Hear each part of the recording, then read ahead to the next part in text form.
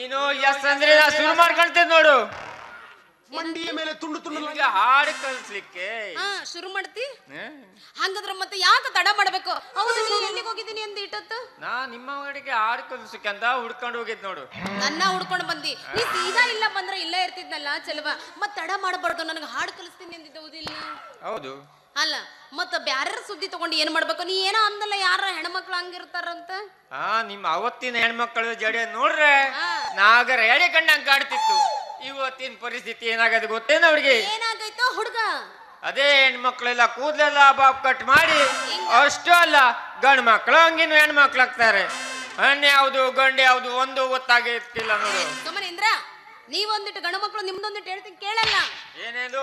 ನಮ್ಮಂತ ಹೆಣ್ಮಕ್ಳಿಗ ರೊಕ್ಕದ ರುಚಿ ತೋರಿಸಿ ಮದ್ವೆ ಮಾಡ್ಕೊಂಡು ಹೋಗ್ತಿದ್ರಿ. ಈಗ ನಮ್ಮದ ರೊಕ್ಕದ ರುಚಿಕ ಬಾಯಾಗಿನ ಜೊಲು ಸುರಿಸ್ತೀರಾ ನಿಮ್ಮಂತ ಗಂಡಸರು? ಹೌದೇನಾ? ಹೌದು. ಮತ್ತೆ ನಿಮ್ಮಂತ ಹುಡುಗಿರು ಏನ್ ಮಾಡ್ತೀವಿ?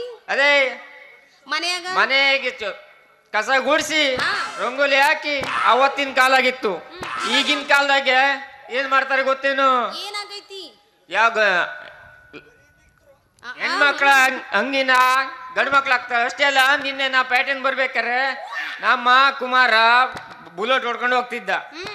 ಹೋಗ್ಬೇಕಾರೆ ಕೈ ಮಾಡಾನೆ, ಬರ್ಬೇಕಾರೆ ಹೆಣ್ಣು ಹುಡುಗಿ ಬುಲೆಟ್ ಹೊಡ್ಕೊ ಬರ್ತಾ ಇದೆ. ಅದಕ್ಕೆ ವ್ಯತ್ಯಾಸ ಯಾವ್ದಂತ ಗೊತ್ತಾಗಿಲ್ಲ ನೋಡು. ಯಾವತ್ತಿದ್ರು ನಾವ್ ಹೆಣ್ಮಕ್ಳು ಅಷ್ಟು